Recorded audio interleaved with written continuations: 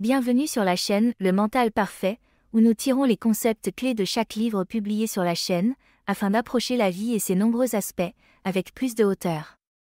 Prenez le temps de mettre un pouce vers le haut pour soutenir la chaîne, et de vous abonner pour plus de contenu. Bonne écoute. Les 5 langages de l'amour, le secret d'un amour qui dure de Gary Chapman, explore les différentes façons dont les gens expriment et reçoivent l'amour. Chapman identifie 5 langages d'amour principaux et explique comment la compréhension de ces langages peut améliorer les relations. Voici des concepts pour chaque langage de l'amour, ainsi que des exemples tirés du livre pour les expliquer. 1. Mots d'affirmation. Les personnes qui pratiquent ce langage amoureux se sentent aimées par des expressions verbales d'affirmation et d'appréciation. Chapman raconte l'histoire d'un mari qui complimente constamment sa femme pour sa cuisine et ses efforts à la maison. Ces mots lui donnent l'impression d'être apprécié et aimé, ce qui approfondit leur relation.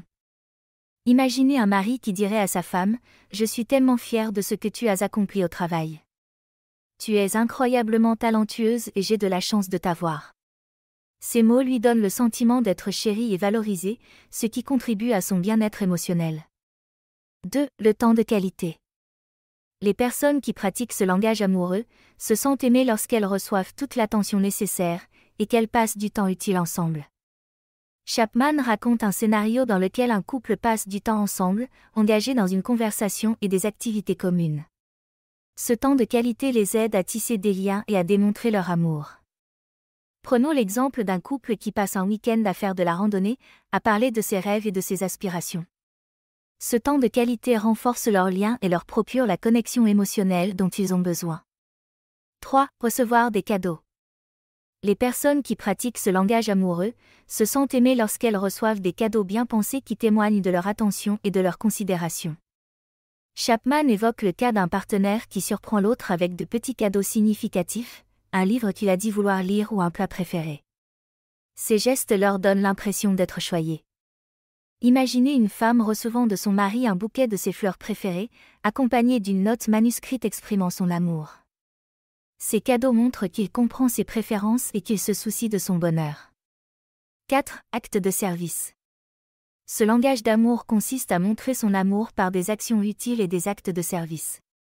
Chapman illustre comment les actes de service d'un mari, comme s'occuper des tâches ménagères ou faire des courses, communiquent son amour à sa femme. Ces actions allègent son fardeau et témoignent de son attention. Pensez à un mari qui s'occupe des tâches ménagères pour que sa femme puisse se détendre après une longue journée.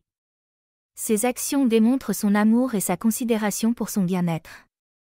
5. Le toucher physique. Les personnes qui pratiquent ce langage amoureux se sentent aimées par le biais du toucher physique, comme les câlins, les baisers, les mains tenues et d'autres formes d'affection physique. Chapman raconte l'histoire d'une femme qui se sent plus aimée lorsque son mari lui tient la main ou la prend dans ses bras. Ces contacts physiques lui procurent une sécurité émotionnelle et la rassurent. Imaginez un couple assis sur le canapé, se tenant la main en regardant un film. La proximité physique procure un sentiment de confort et d'intimité, ce qui approfondit leur relation.